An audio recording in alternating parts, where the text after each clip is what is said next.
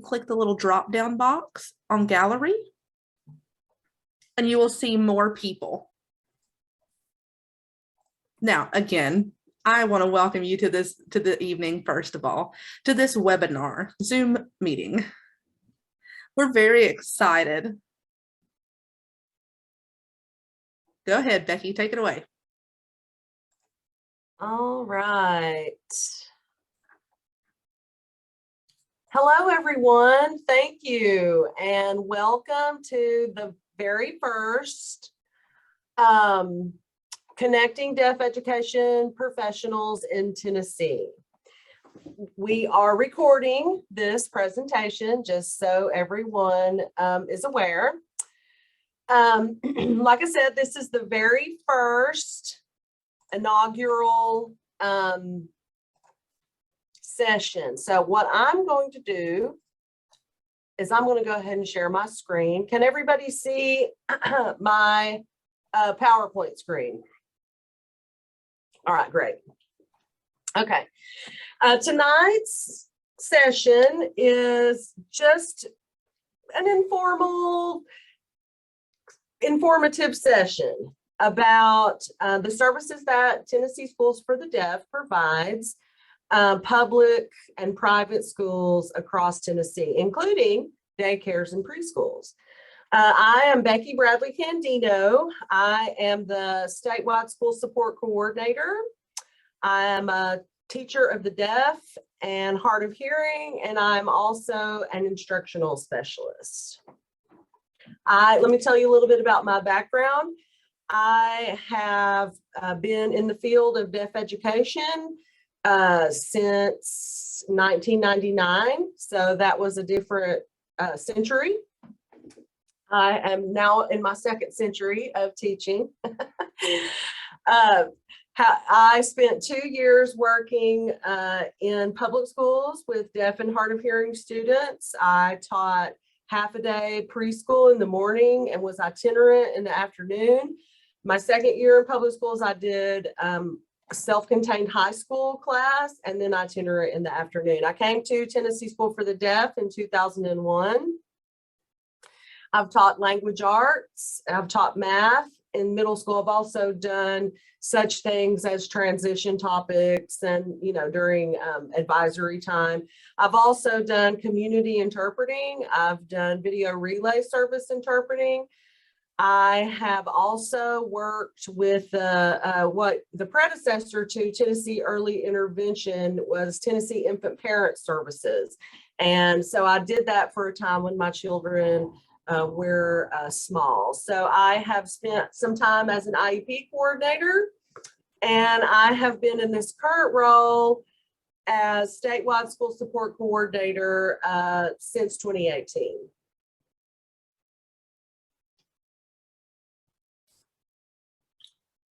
All right, so to start, this is a favorite quote of mine that I didn't find this quote myself. I actually got this quote from a PD session that I attended a couple of years ago, but it really outlines the work of a teacher or someone in education or anyone who does outreach and works with children. If kids come to us from strong, healthy, functioning families, it makes our job easier.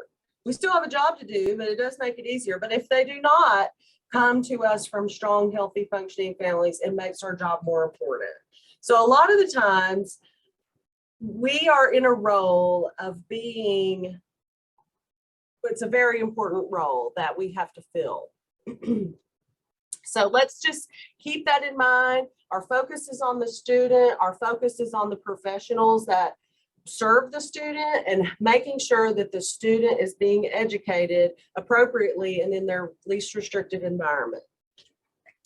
All right, so tonight we did the welcome, we introduced ourselves, we're gonna go over the group norms. Then I have it's called the yellow story exercise. Then I have a CI simulation video, little recording that I wanna play. I'm going to tell you all about statewide school support. I'll mention our upcoming webinars. have some contact information, and then we'll close. So group norms are just a way to keep everybody focused and on the same page. If and when the time arises for discussion, we want to challenge each other with respect. As we all know, the continuum of services for deaf and hard of hearing students can be very polarizing, and it can be, you know, people feel very passionately about approaches that are used. However, we're all professionals, and we're all, when we want to ask a question or ask for clarification or often challenge, we want to do it respectfully. So just remember, keep an open mind.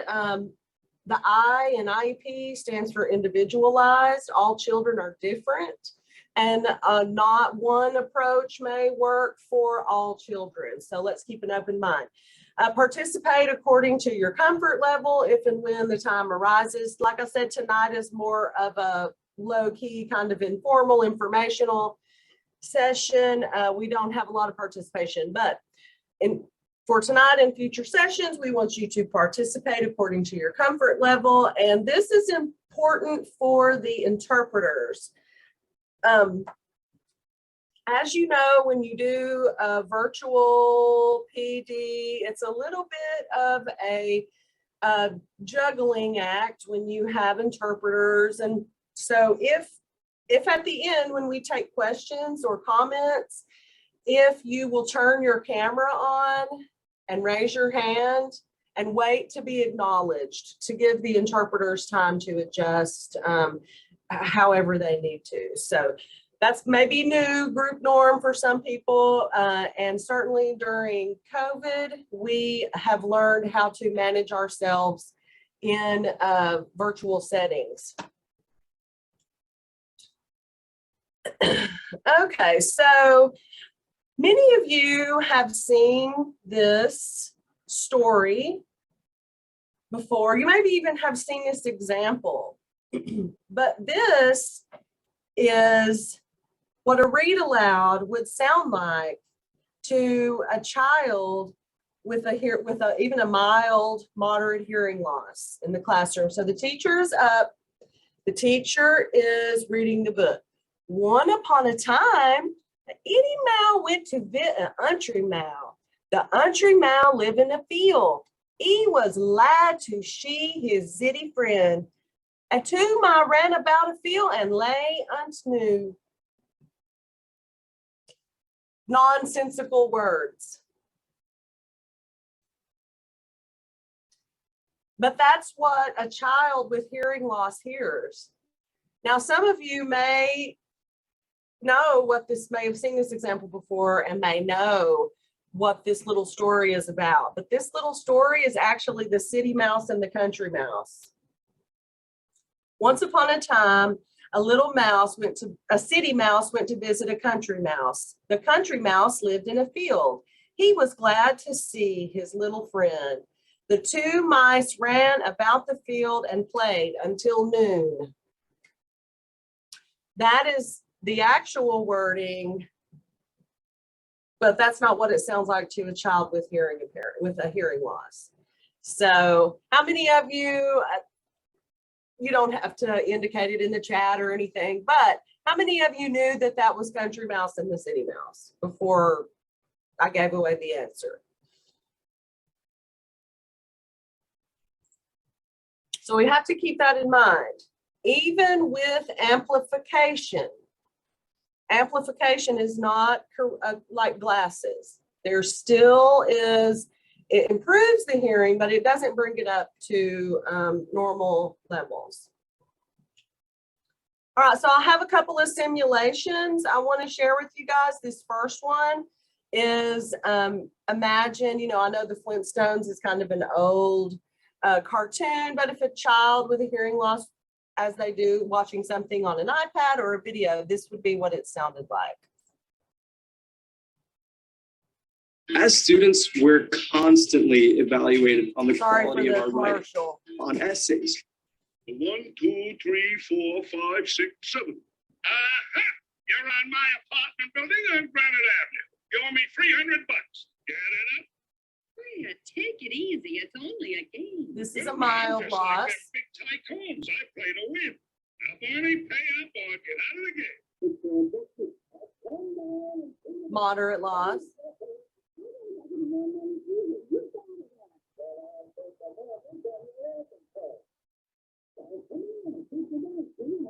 And a severe loss.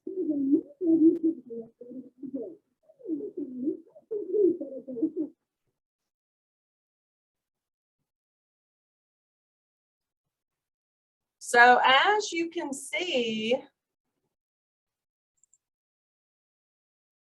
there's quite a bit of difference in that. And even a mild loss, there's missing information. The student is missing information. So Jack has a little story he wants to share. So the first one in relation to the Flintstones, I have the very last one. I have severe hearing loss. So hearing that, that's exactly what I hear when I take my hearing aids off. I was like, yep. So the decibels just go down on that side. I have a high frequency, I cannot hear at all. So that was really interesting for me. I was like, oh, okay. And then the second one, this afternoon, Becky and I were talking. And I said, okay, we're ready for this presentation this evening.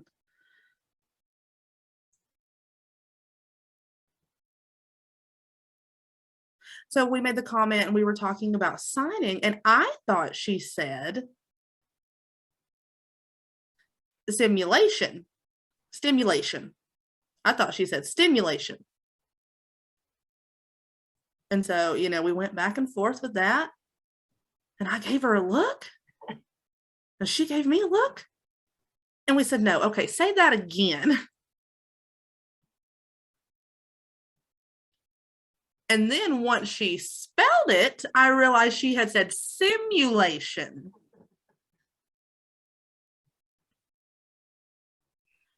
But for people that are hard of hearing, trying to lip read, those two words are vastly different in meaning, but they sound and look so similar. It's just funny that that happened this afternoon. Yes, I told Jack he needed to share that.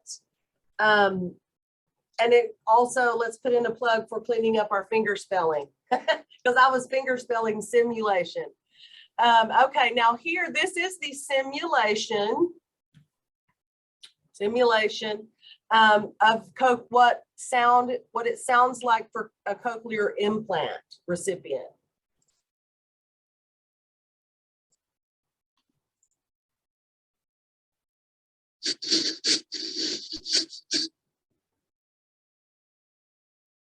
What kind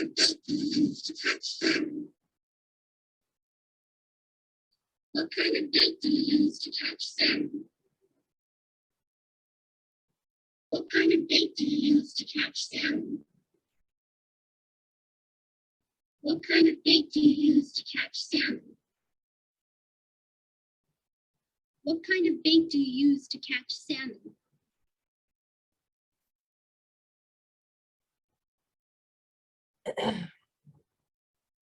So I'm not sure. Oh, hold on. That I forgot to stop it, and that's actually the music. That's what music sounds like with the cochlear implant. I didn't want to play the whole entire video, but that's what music sounds like with the cochlear implant. So if you've never heard that before, you realize, I'm sorry, hold on one second. You realize now that amplification does not, like glasses, when we put our glasses on, we're like, oh, now our vision is 20/20. But when we have amplification, when a child has amplification, it doesn't bring it up to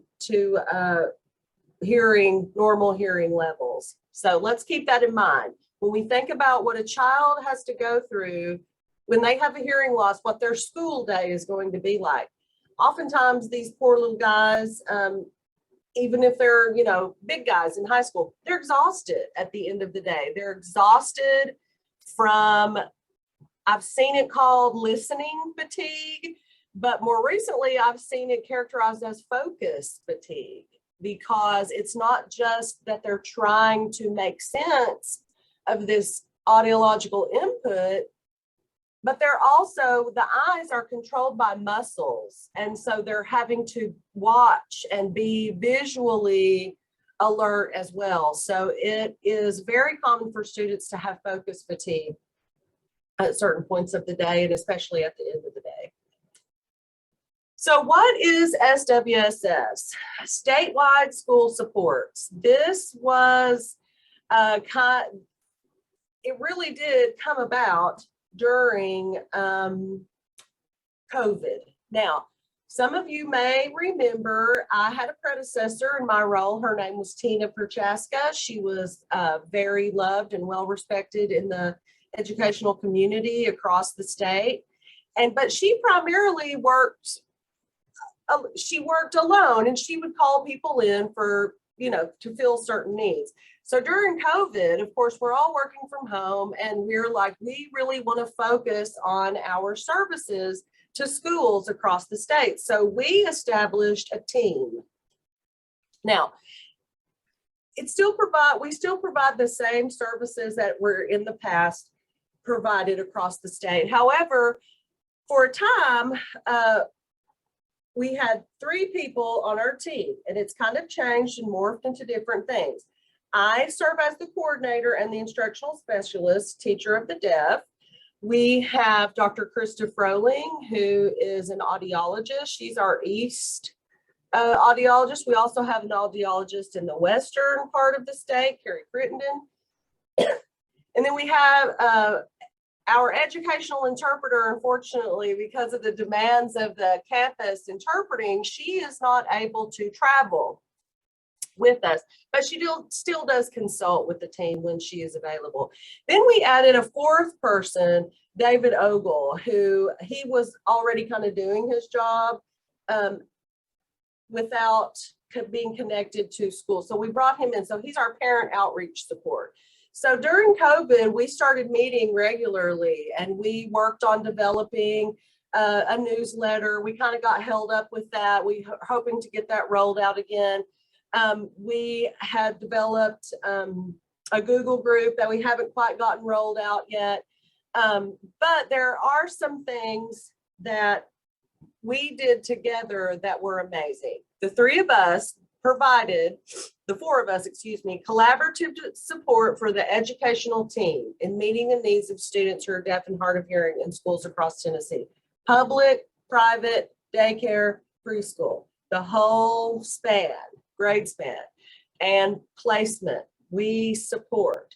And so the 3 of us, David would contact the families by phone or by email, but Danielle, educational interpreter, Dr. Froling, audiologist, and I, the 3 of us oftentimes would travel to schools, and we would offer a variety of, we would observe and then offer consultation, but with the goal, remember, with the goal of providing collaborative support, because it's not a job for just one person. We need a lot of people with different expertise.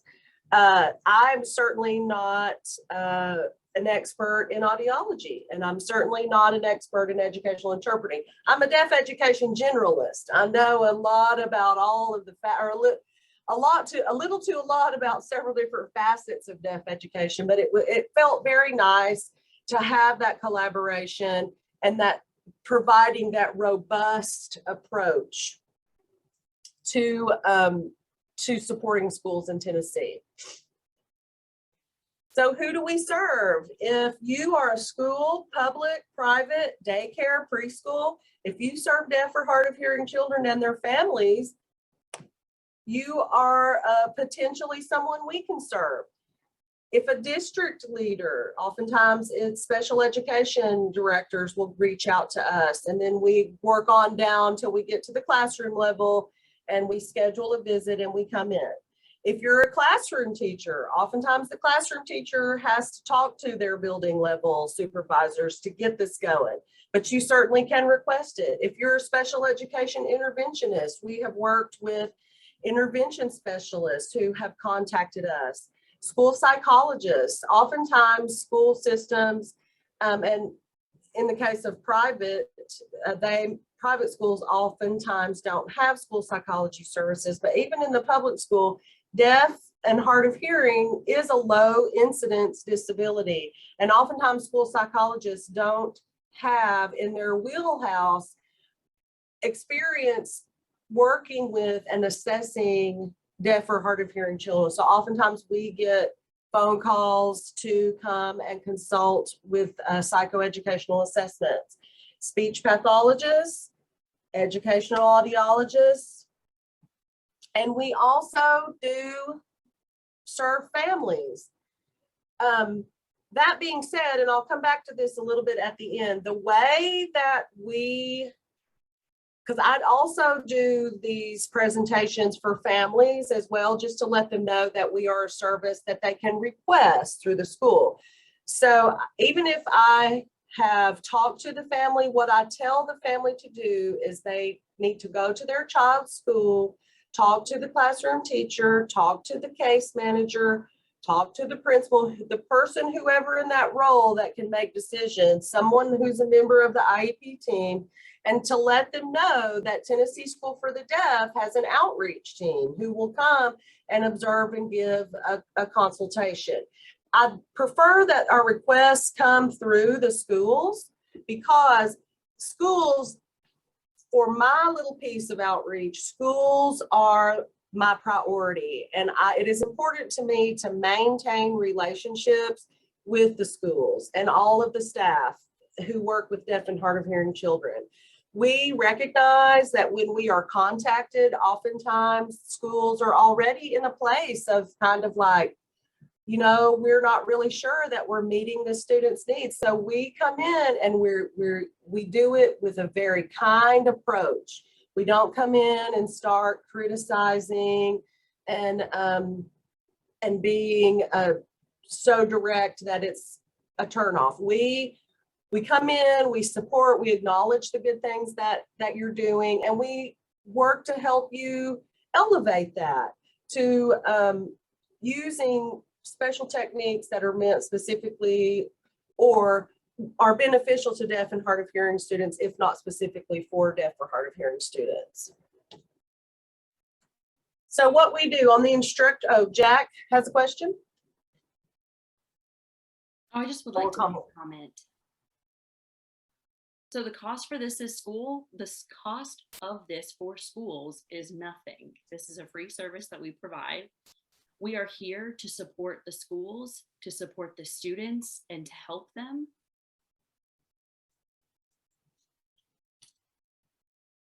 I know there's a lot of questions that go on, but we don't sit there and analyze every question.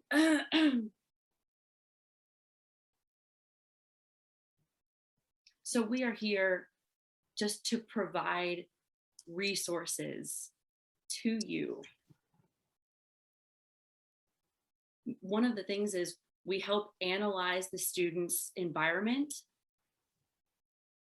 and then we figure out what we can set up and what we can do to help that student in particular. Basically, to give them access to their educational environment. And also, oh, froze. Rachel, do you see it? We want to provide recommendations about how we can help them improve with their socialization experience and as well as educational access and different things in relation to that. Thank you. I came back, sorry. Thank you, Jack. Yes, we will consult with behavioral concerns. Our school psychologist will consult on appropriate assessments for behavioral concerns. We come in and do classroom observations of the instruction, and we consult and give recommendations on how to provide specialized instruction using visual strategies, making sure that this teacher is facing the front of the class, and particularly the sight lines are clear between the board and the student and the teacher. I do a lot of phone consultations. Some of you have called me in the past. If a school system has an entire program that serves deaf and hard of hearing children, we will come in and consult on the program if there are questions or, issues that school systems would like to discuss. We will provide resources and materials, our psychoeducational assessments. Like I said, we have our school psychologist who, when requested, can assist with psychoeducational assessments. We provide professional development sessions tailored to topics that you need for your school. And of course, all of this, the student observation is at the core of it. We're observing the student in their environment to see how they are interacting and engaging and communicating. For educational interpreting support, if your school system has interpreters, we give observation and feedback. We have professional development opportunities, resources and materials. And Danielle Peterson, who is one of the members of the team, Statewide School Support, she leads a Tennessee Educational Interpreters Google group. You can join this group. The link is at our Statewide School Support's webpage. Danielle is also our regional ambassador or representative for Tennessee for the National Association of Interpreters in Education. And don't let that name throw you off, because that association is not just for interpreters.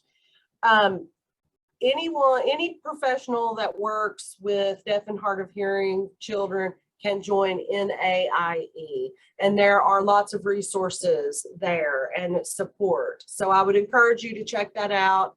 And thanks to Danielle for all the hard work. She does, I believe once a month, educational interpreter meetups. Some of you may have participated in those. I have gone as a kind of a speaker.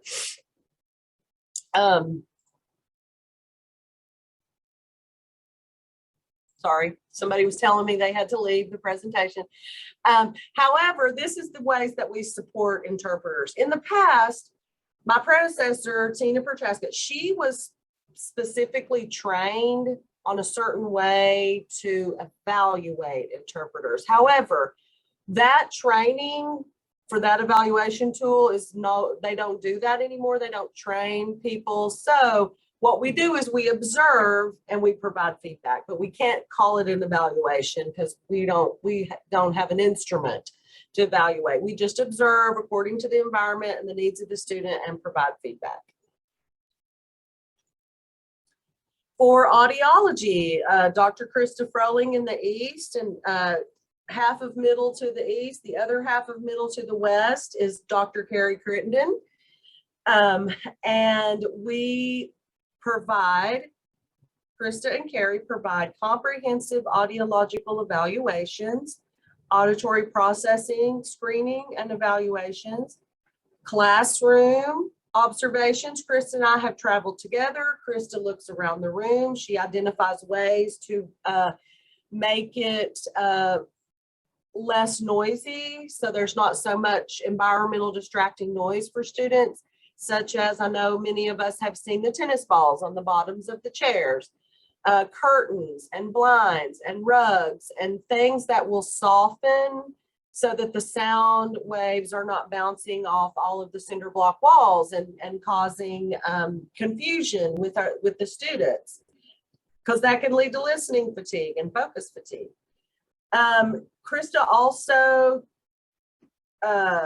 will work with schools and families she does a lot of research on the best types of FM systems or digital FM, DM, remote mic technology. She consults, she trains, she sets them up. She starts with the student and what kind of hearing aids they are. And there's some tiny little numbers. Sometimes we have to get our reading glasses out and read them off. But Krista will work with the companies and she identifies what FM systems, remote mic technology works best with cochlear implants or hearing aids, either one. And certainly professional development. As a little plug, Krista will be our next speaker in April, and she's going to be talking about audiology one-on-one and understanding deafness from that point of view. So I'm really excited about that. And then Dr. David Ogle, he provides parent support. Any Tennessee family, not just families of students who are enrolled here at TSD, but families of students enrolled in public or private schools, regardless of school choice or instructional method. We are neutral, we support, we understand that there are different needs for every student. Even though TSD, we do support, of course, bilingual, because that's part of the how the instructional methods for deaf and hard of hearing students. And even though TSD, the school itself decides one philosophy, that it hasn't closed off any doors for us to support all instructional approaches and philosophies, as long as the child is growing, moving forward, and benefiting from the program. Now, if those things aren't happening, then we do have to take a look at using different instructional methods, different approaches. But that's something that we can help guide educational teams. We can guide them through that.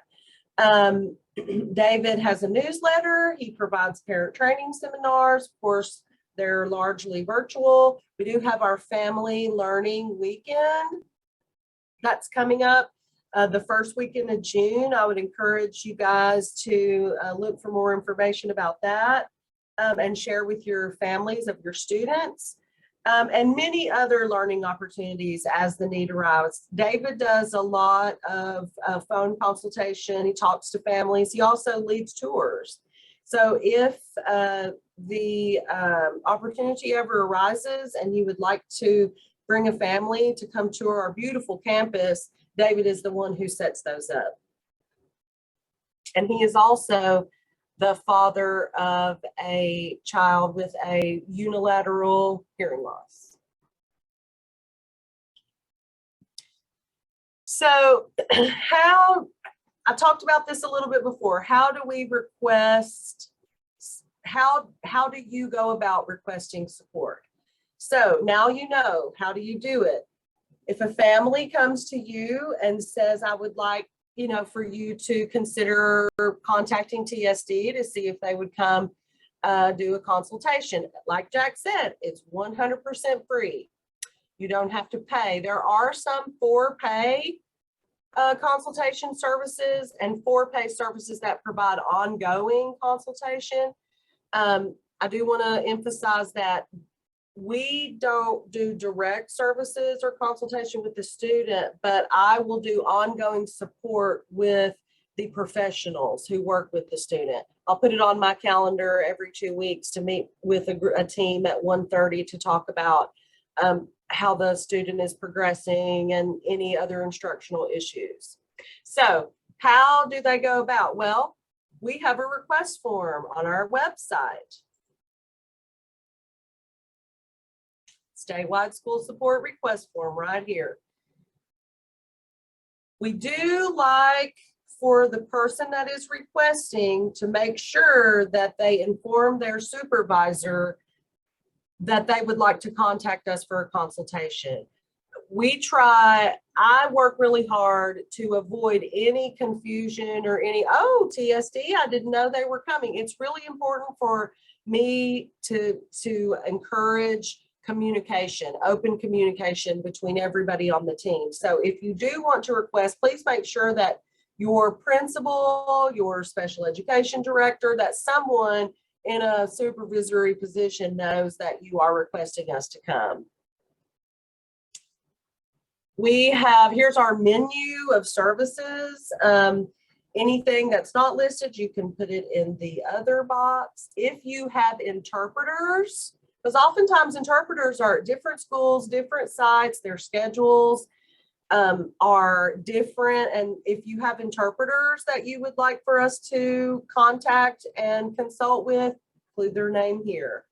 And then the additional information box would be any other people you would like for us to include.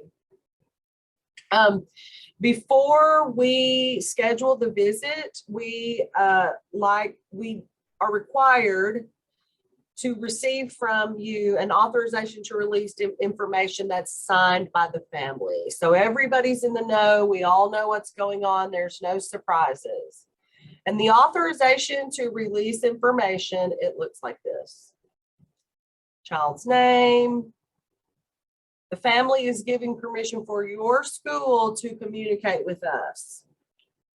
We just want to make sure, again, that there aren't any surprises. Sometimes it could be professionals or it could also be families, but they hear Tennessee School for the Deaf and maybe their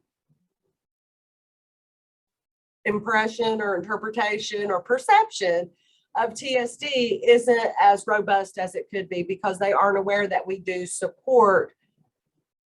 We're neutral when we support public schools and private schools across the state. Permission to be in contact with parent outreach services. So we have all that in place. Everybody is communicating and we all know. We come and we do the observation and we have a variety. We have really 3 choices of outcomes for how you want the outcome of the visit communicated. This is one of our newest additions to the repertoire is a binder. The binder is separated out into sections for administrators, classroom teachers, audiologists, SLPs. The binder is tailored to the needs of the school and the student and the professionals. We will print off and put hard copies of resources in this binder and provide this to you. There's also a Google Drive folder that my team and I, we stock that full of resources and we send you a link to the Google Drive. So you have all the PDFs. And there are some additional things that aren't printed off and put in the binder that are in the Google Drive. And then the third thing, and this is beneficial if you have like eligibility needs or if you need a report that states, you know, what the observation, it lays out the observation, our impressions, and then we give recommendations on how to move the student forward in their learning and elevate their program, their educational program. You can choose all of those. You can choose one of them. Certainly they're all available. And I do my best to get this completed before the visit so that I can have this to hand to you. And it has business cards on the inside. So, and it'll have all the information. This is an empty one. But it's all the information is tailored to the needs of the program as much as I can gather on the front end, and then the Google Drive further tailored to meet your needs, and then the report has recommendations lined out.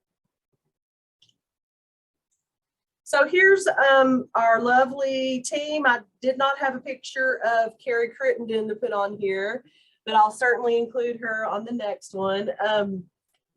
Myself, Dr. Krista Froling and Dr. David Ogle. And we each have individual email addresses you can contact us. But if you do want services and support through SWSS, it's important that you get that request form online. It helps us track who's requesting. With COVID, sometimes we're out of the office and we come back and it's, you know, kind of like starting from square one again, trying to figure out, you know, who we've talked to and, you know, trying to keep our referrals straight. So you can help us out by submitting that request form. I know some of you already have in the last couple of days, and I really appreciate that.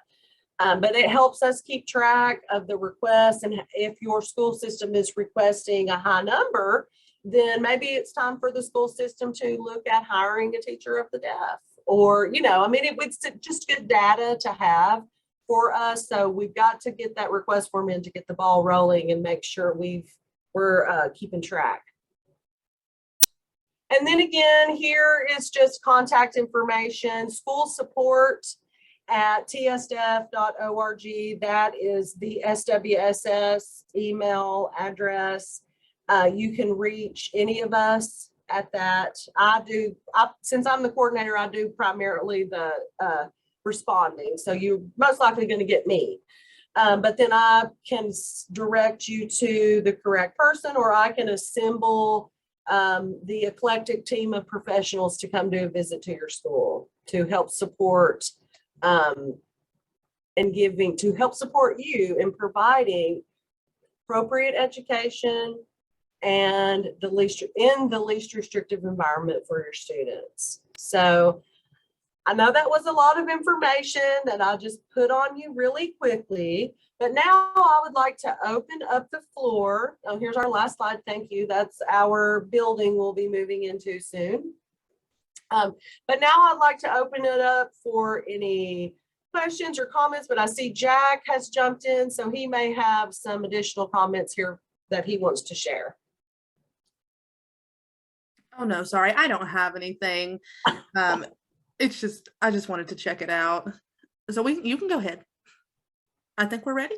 Okay, yeah, so I'm going to stop sharing my screen. Okay. And Jack, did you notice if any questions came through the chat? No.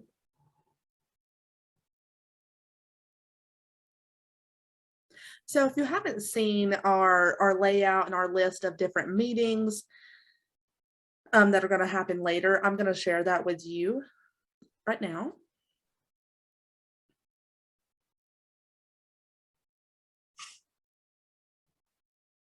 Okay, everybody see that?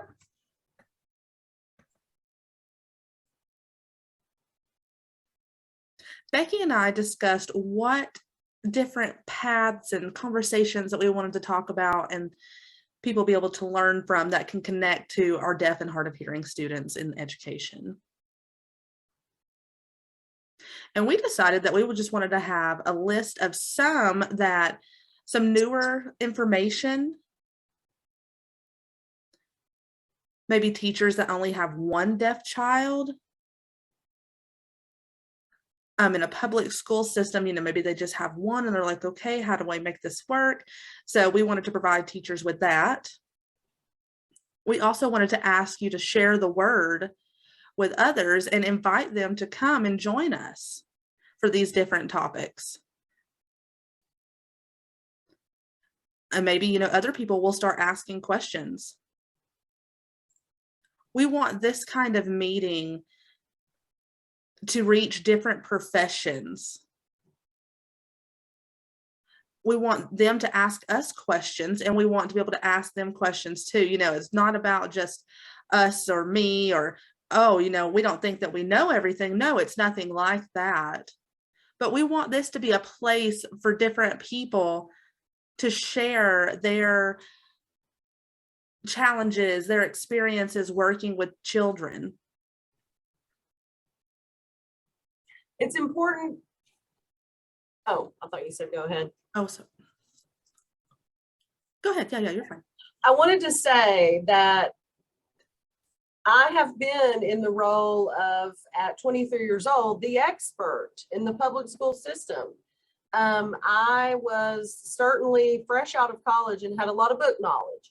But there were two other teachers of the deaf in the school system that I worked with, but I was all over the county. I felt disconnected. And so we understand that oftentimes, because deafness is low incidence, and especially if it's occurring in a rural, your school system is in a more rural area, then you may be feeling that disconnect as well. So this is a way for people to connect. I saw in the chat with some of you first logged on, you were like, hi, and I think that's fantastic.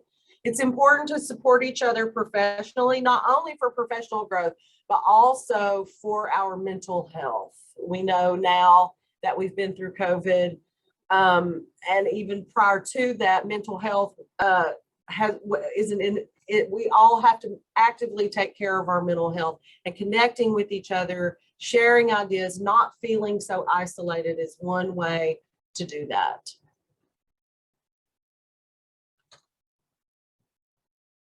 So for now, let's go ahead and open the floor to everyone. You can open your screens. So show your face, ask questions, make comments.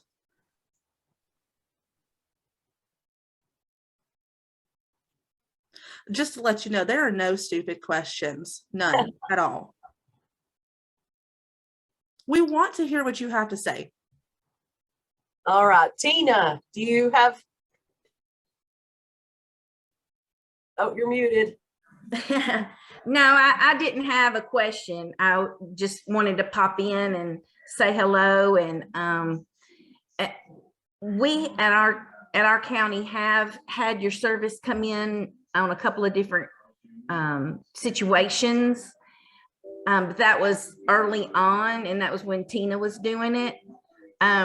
So we may end up asking again. We do have some questions. Things change over time, and so now we're in a different era. So we do, as a county, have some questions. So we may be reaching out to you. I'm going to talk to our supervisor. We may be reaching out to you and asking you for some help soon, just for input and answering some questions that we have for the way deaf education is occurring today.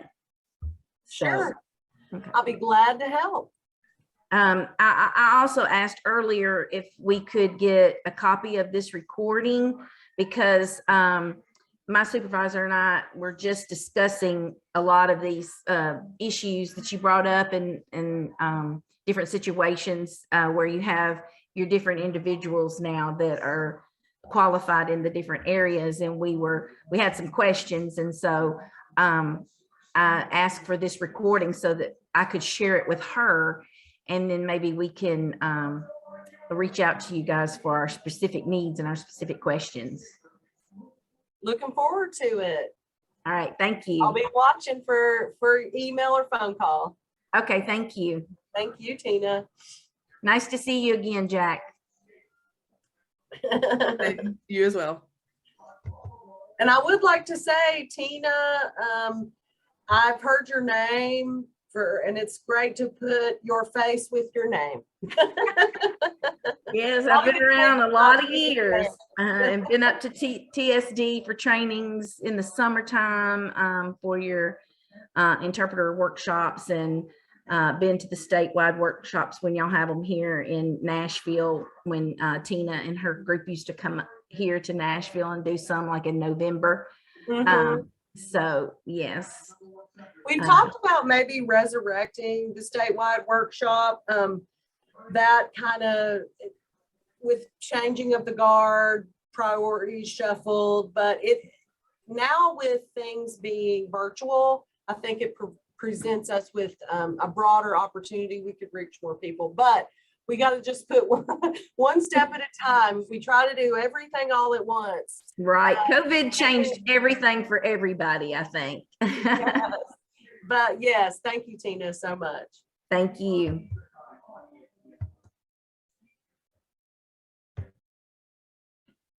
I hope that this kind of meeting moving forward will connect more people within the state.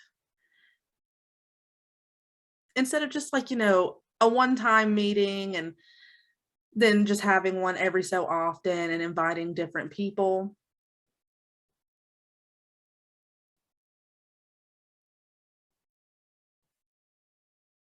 Okay, so I'm going to ask a question to the group. What do you feel is the biggest challenge you face in deaf education?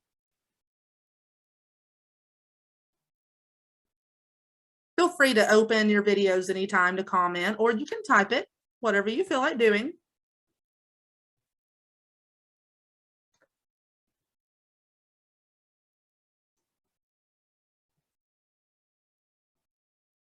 Maybe they're all sleeping. Ooh, they fell asleep. Ooh. Ah, hello, Tracy. Transition. Oh, transitioning to deaf ed. Tracy works with birth to 5 in their families. Many families really just struggle with understanding the transition and knowing what to do. The transition into school, what do you do from there? So Tracy helps and gives them little advice along the way. And then we connect them back to Becky. Yes, and don't forget about the transition from high school to the real world. That's what we're all working toward anyway. There's 2 big transitions at the age of 3. Well, 3 big transitions if you count going into kindergarten then, and then at the end, graduating. So since there are just 9 of us, we've already heard from Tracy and from Tina. We could just take turns, open your camera, tell us your name, where you work, and what is one big struggle you have in deaf education right now. So Tracy, did you have more?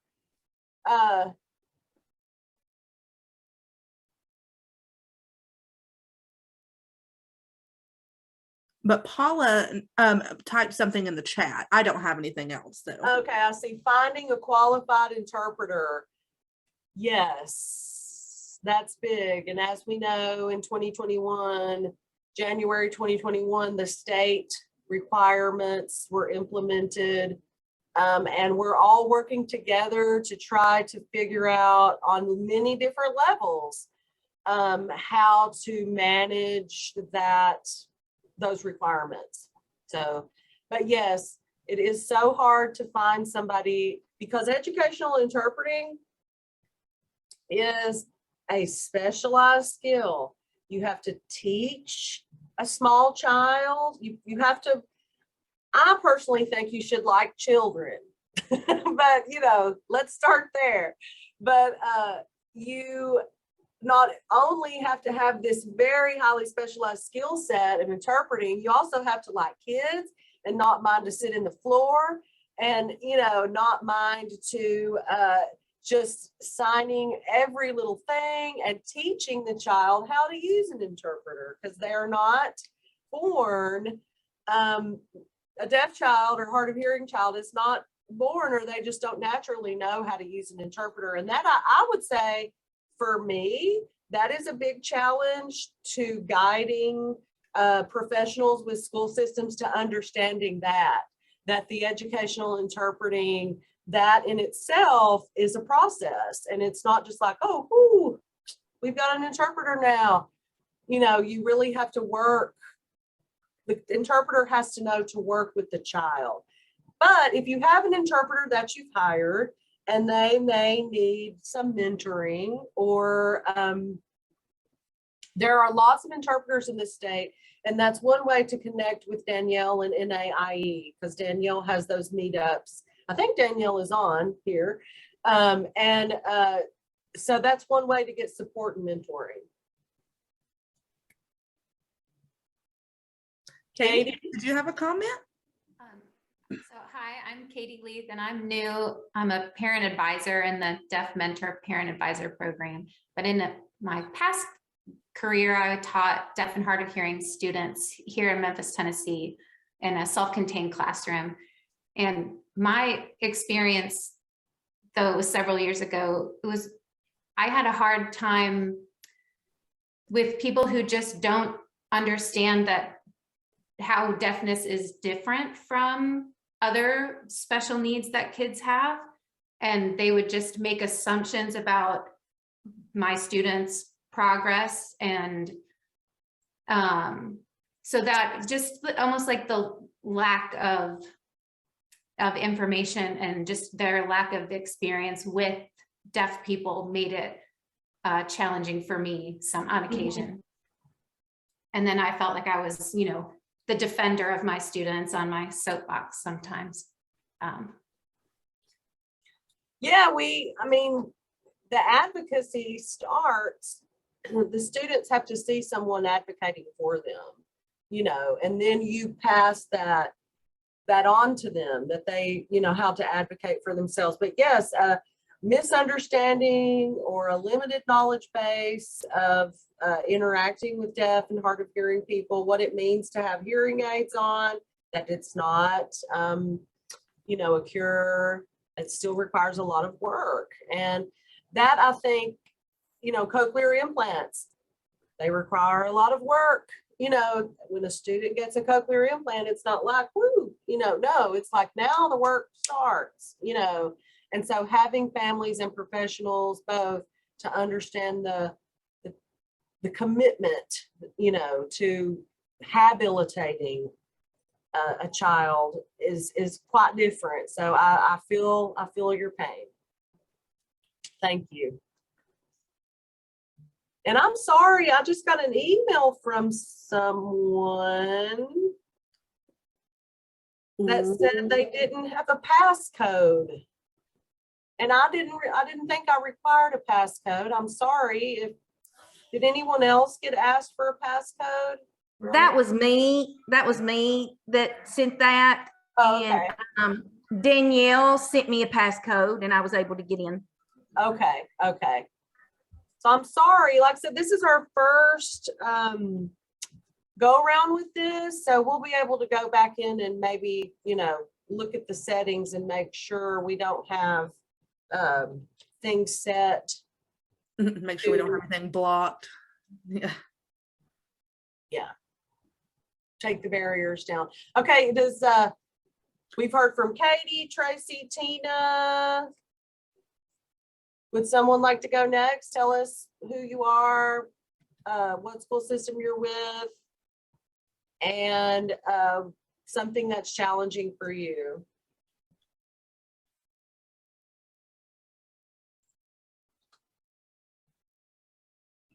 So I'll go ahead and share my story in relation to deaf education. So I started that in 1996.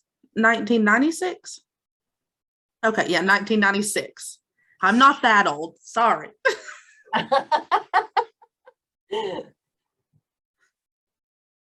I wasn't even born yet in 1966.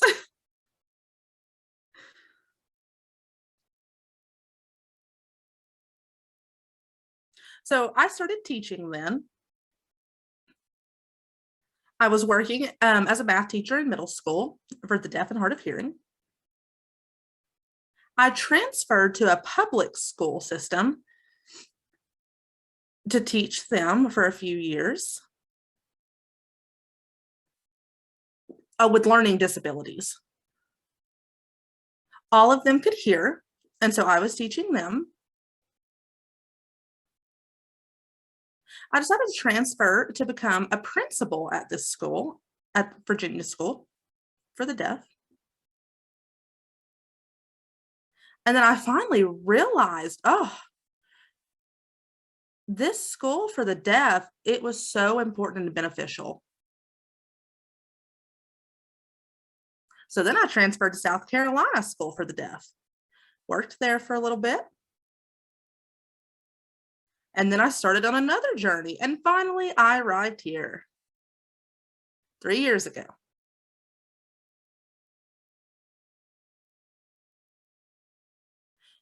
And so, when working for these deaf schools, I realized that so many students and children were just missing out in public schools. They were missing so much.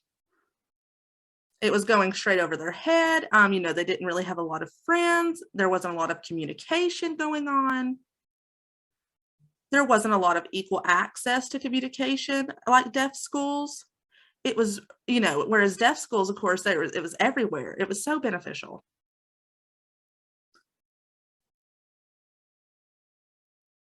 So my biggest challenge that I noticed was the misunderstandings of what deaf children need. So I'm hard of hearing. I speak for myself. I use a hearing aid. I try to imagine what my mother, she thought and was like, okay, what do I do? So we learned how to sign. Went to school, learned how to sign and talk, both of them. So I benefited from both of them. But understand, there are many children that go one way or the other. They have hearing aids or cochlears, and they say, no signing. We'll just push that away. They need to learn how to speak. They emphasize speech. But is it really successful? Not sometimes. And then they'll say, we need to learn sign language.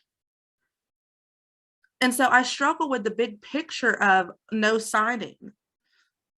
I think, and I look back, and I probably would have struggled in school as well. Because if I only had to depend on my hearing, I would have missed so much. I would have misunderstood. I know I would have misunderstood the information. I still misunderstand it. Like today, this afternoon with Becky and myself, both words, they're so similar. I know what each of them mean, but I just misunderstood exactly what she said. And so you have to think of the bigger picture with children. They don't have the skill of language yet. They don't have the ability to recognize the difference.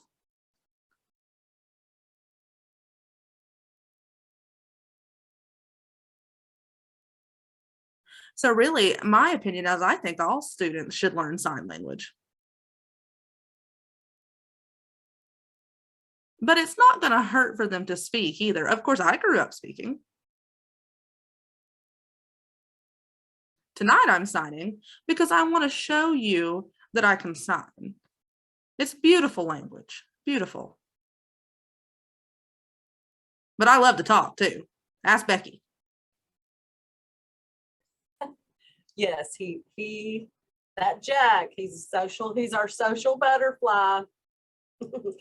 I do want to say too that recently I read, and this is something that I knew, but I had never really seen it in print before.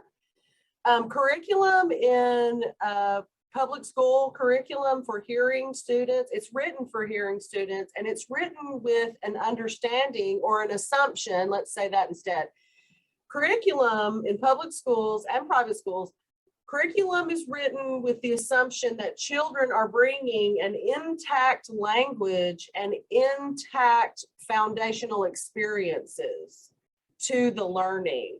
Now, when you take a child who's deaf or hard of hearing and has gaps in their learning, or maybe has completely missed out on most everything, they're not going to bring to that lesson all of the robust world knowledge that a hearing child, let's say if it's a deaf child who has not been exposed to sign language, if it's a deaf child who's been exposed to sign language, they find that they actually are comparable and a lot of times outpace their hearing counterparts. But if it's a child, typically of hearing parents, they're not going to bring with them daily to school the information they hear from the radio and the TV, and they're missing out on, iPad things that, make sounds and information on the iPad. They're missing out on all of that. So when you start a lesson, when a lesson is started, all those assumptions are there. And that's why it just goes like this. It's just really fast with kids who have typical hearing. But when you have kids who even have mild losses, they've missed out, and it's going to take specialized instruction, pre-teaching and post-teaching of a lesson to help build that foundational knowledge base, fund of knowledge to help them be successful.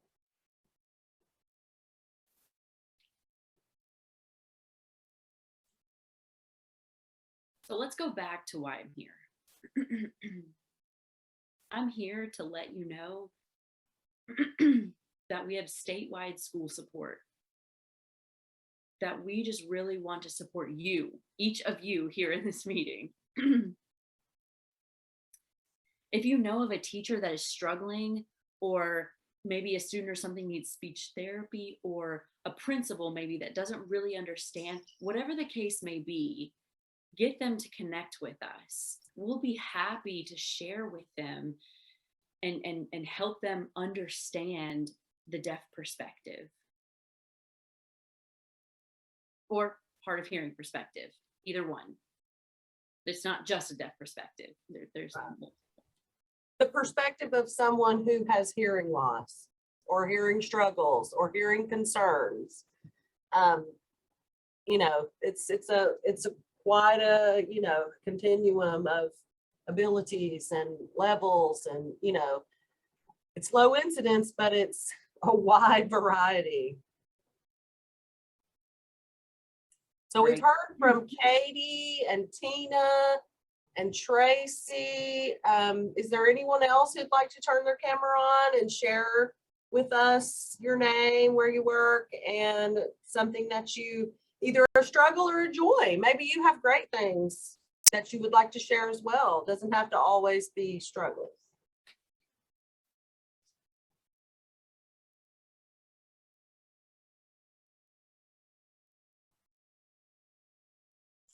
And I saw Paula Mowry, I think, said you're working at TSD now. I didn't know that. There she is. Hi. I have talked with you on email for years. Again, nice to put a face with a name. Yes, exactly. I'm actually not interpreting.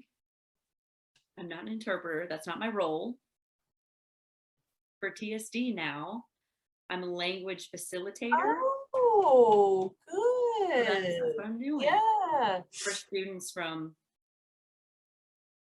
Sevier County. Yeah, Sevier County. Mm-hmm. Yep, that's my role. And did you also work in Hamblin County too? Okay, yeah. Yes, I did. Mm-hmm. So recently I started this new job, and it's new with Sevierville County. Yep. Mm-hmm. And my students in Hamlin, they've graduated, so. So we discussed everything. I supported them as much as I could. I taught as much as I could,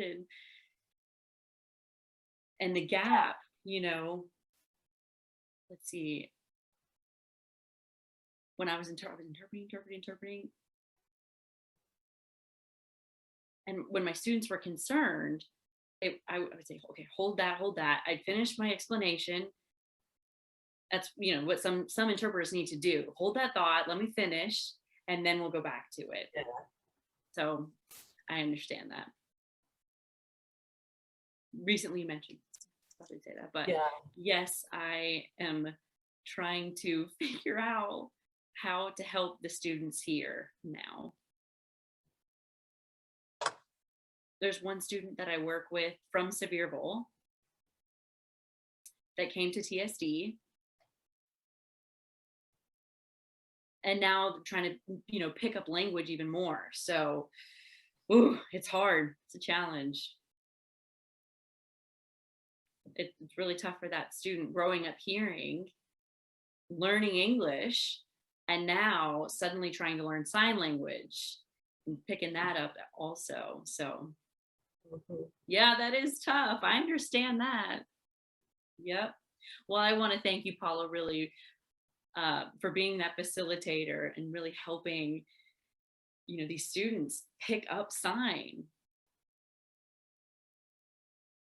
Oh, frozen. Oh, well, thank you. I have access to my peers, Yep. Yes. I think that's very important.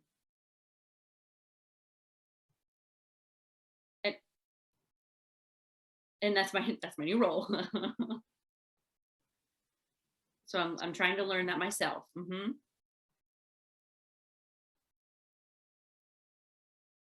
So I have a person that recently asked to join. Brittany. Yeah. Brittany, I want to let you know that we've asked people on here to open their cameras and their screens and really introduce yourself with your name, where you're from, and what challenges you may face, or what brings you joy in your role. I did want to say to Brittany, I'm so sorry. I thought I did not require a passcode to get into this meeting. I don't know if everyone had one, but anyway, I went in for the future meetings and disabled the passcode. So as long as you register, you should be able to get in and not need a passcode, but I deeply apologize for that.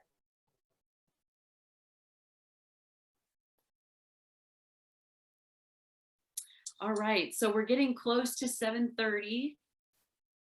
So if anyone else wants to take the opportunity to comment, or if there's any questions, if they think of something, or maybe an idea of what you want to talk about, or topics for the future, anything you want to maybe mention to Becky and I. And we will have this recording available. I can make a PDF version of the presentation and make that available as well. If you're interested, I know Tina said she was interested in getting a recording, so. Oh, Brittany says she's sorry. She can't turn her camera on right now. The stars are not aligning for Brittany and us tonight for her to attend. We're glad you could join this last little bit. But before we go, like I said, this can be some really sensitive topics when families are, have a child that's deaf, probably the first deaf or hard of hearing person that they've ever met. And I really like how it's been stated now in recent times that language is language. I don't know if you get a chance to spend any time with some newly identified families have a child that's newly identified with a hearing concern, but a bilingual approach. They've done research with CODAs, and I'm sure many of you know CODA, Child of Deaf Adult. I have 3 of them myself. Their father is deaf. And let me tell you that, yes, Jack's children are hearing that. Them learning sign language, Jack, in his case, both he and his wife, even though Jack does use his voice, he uses spoken language. But it did not hamper or hinder their spoken language development whatsoever, as long as they were still getting exposed to the spoken language. I mean, there are some instances of children who may have a language delay who are hearing of deaf parents, but majority they have found when they've done research with CODAs is there is no detriment. There's no negative impacts of learning ASL and spoken language at the same time. So language is language. And children oftentimes, when they're given experiences to choose from, they're going to choose or maybe naturally gravitate to the one that is best for them, whether that be listening and spoken language or signing or both. I mean, some children are truly bilingual and can do both. So if you ever get the chance to talk to any newly, families who are have a newly identified child with a hearing loss or a hearing concern, that, to say that you don't have to wait until they get hearing aids. You don't have to wait until they get a cochlear implant. You just sign with them. And I know that my babies, probably in Jack's experience as well, 4, 5, 6 months old, sometimes they were given their first little signs. That's language. And you can always, even before that, even before they're talking, they can sign before they're speaking. Mm-hmm. And I just think that's fascinating. At 4 months old, they can say, diaper or milk, so we know what they need. Mm-hmm. I saw a little 18-month-old today, and he was signing. I wouldn't have known because I wasn't familiar with him, but my colleague was, and he was going like this, but he was signing cat. That was his little baby sign for cat. And it was just precious. I love the little ones. I love them all, but